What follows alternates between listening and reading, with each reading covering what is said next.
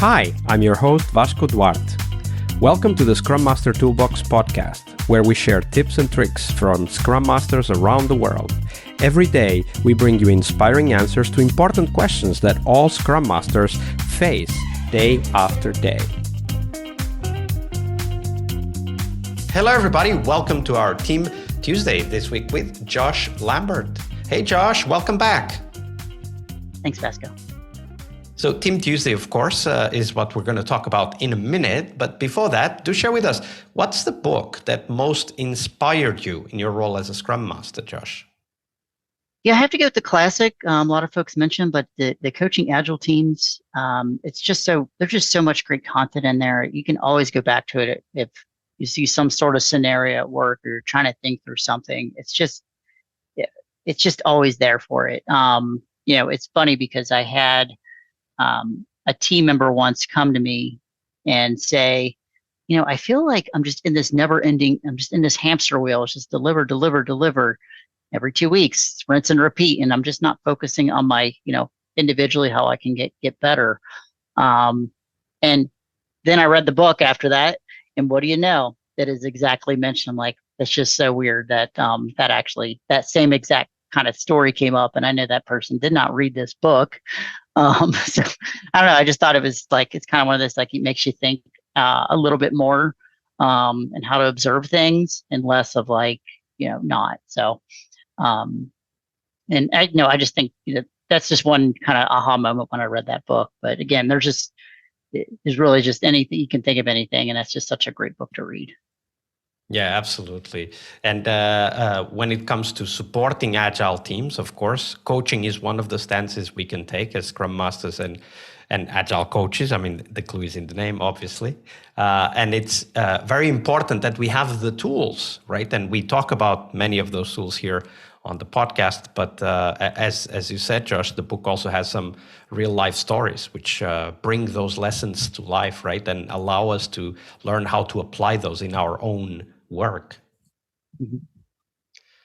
So that was the book, but of course, Tuesday is Team Tuesday here on the podcast. And we do want to have a story from you about a team that, I don't know, because of something they did or something somebody else did, they just started developing this behavior or this pattern of behavior that ultimately led to problems. Walk us through that story. Tell us a little bit about the context of the team, but walk us through the steps, like what were the early signs, what was happening, and how it eventually ended up creating problems for the team. Yeah, so I had a team once. It was a newly formed team, and we were across several different time zones, several different countries, and well, I guess only 2 different countries, but one thing that we really struggled with a little bit was not, we had 2 team members in the U.S., 2 team members over in India, and there wasn't a whole lot of actual team working there. It was more individual. And one thing that I struggled with it as like trying to help the team with, but we just struggled as a team was just communication. Didn't really work together great as a team. Didn't really do a whole lot of talking to each other. And, it was challenging with the time zones, right? You only have, 2 hours or so if you're in the U.S. and you're working with team members over in India, and you want to be hesitant on, it's a Friday night for them or late in the evening for them, and they got to get home. And but I had one challenge where I had a team member that it was just kind of like pulling teeth to get much information out of them. They'd say, for one particular sprint that's coming to mind, it's, oh yeah, this working on this story, it's going well. Okay. But still answers were very vague on like trying to dig information out of what they needed, but continually was just told, yeah, it's going well. We're just slowing down a little bit, but we'll get it done. And then I kept reading, like, I don't know if they're going to get it done, but I kept being promised they were. Well, then they get to the last day of the sprint and told, okay, yeah, I couldn't finish it. And I think this person was just a little hesitant on maybe providing bad news. And eventually you got to provide the bad news because the sprint eventually ends. And, when that quote came out of, Yeah, I couldn't finish it. Um, that really kind of created some frustrations for some of the other team members where they just kind of said out loud about like their frustration about it. And I really think it kind of sunk that individual even more, like maybe just their confidence even more. So, that's kind of the scenario that it's, you have team members that aren't talking much, providing vague answers. Maybe there's a little bit more to it and you're just not realizing it. I mean, I didn't realize it back then. So. Yeah, as you tell this story, I mean, I can imagine many different reasons why this team member did not finish the story in time. And of course, because of that, I can also imagine reasons why they didn't want to communicate that they were afraid. But independently of all of that, there's one thing that is critical for us as Scrum Masters. We're there to try to help team members to accomplish what they set out to accomplish.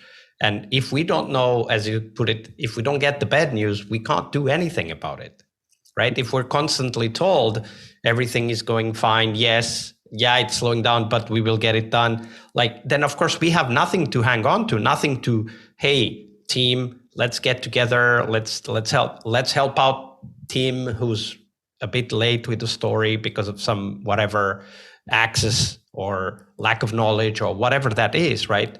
And for me, the key aspect of that communication, that being open, is that it allows for help to come, right? If we never share what are the difficulties, what might be some of the obstacles, then help doesn't come. Yes. Yeah, and kind of harp that it's okay to call out, hey, I'm failing at this. I need some help. Kind of like you said, like it's okay to fail a little bit because you're going to learn more in the long run trying to work with each other. Yeah, absolutely. And I find that this is also something very hard to get team members to understand, that it's okay to need help, right? Mm-hmm. Because one of the things that not everything goes to plan. Like everybody knows that. That's even part of the Agile Manifesto, right? Embracing change over following a plan.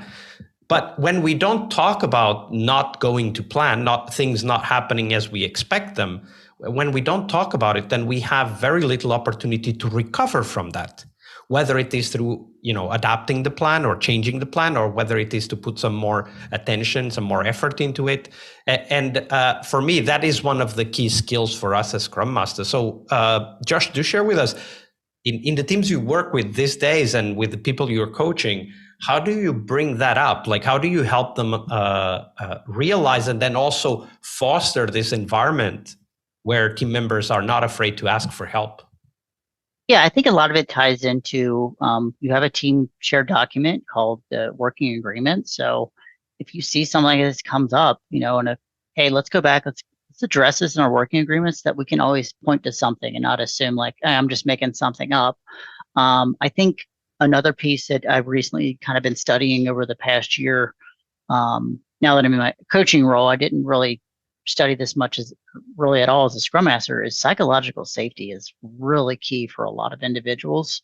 And, I think when I move to a new team or new area or a new role, like I don't feel 100% psychologically safe, and not just because I'm an individual. It's just I'm new into something, right? Or I'm newly working with something.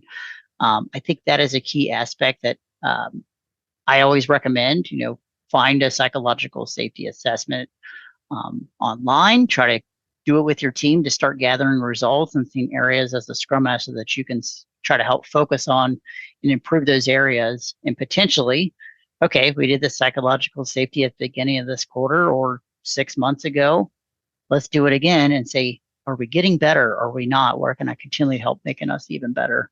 Those are kind of the aspects that I recommend to folks that come to me. I had an individual Scrum Master come to me last year, and something similar, was trying to get information, hard to get information, like pulling teeth, trying to get folks to talk in a retrospective. And I said, hey, have you looked into psychological safety? And we did some knowledge sharing on it. And he came back and said, yeah, my psychological safety numbers are terrible. So, I said, so I think but I said, that's good. That's good, because that way, you know it's something what to work on. Yeah. Now you know what to work on. So let's, look at that assessment that was put together, and all right, maybe, it's 10 questions, and maybe this the three of them are, you got answers all over the place, or overall they're just bad. Bring it up with the team, continually sharing that. Hey, I'm going to work on this and help us get better. And here's why I'm maybe challenging some of these questions even more is because of this. And it's harping about it's okay to fail at this because we're always continually learning. Yeah, absolutely. And that's a great tip to do a team self-assessment on psychological safety. Great story and a great tip. Thank you for sharing that, Josh. Thanks. Tuesday is Team Day here on the Scrum Master Toolbox podcast. But tomorrow we talk about something that goes beyond the work we do with the teams. We will talk about how to lead change and what our guests have learned from leading and participating in change programs during their career. See you tomorrow. We really hope you liked our show. And if you did, why not rate this podcast on Stitcher or iTunes? Share this podcast and let other Scrum Masters know about this valuable resource for their work. Remember that sharing is caring.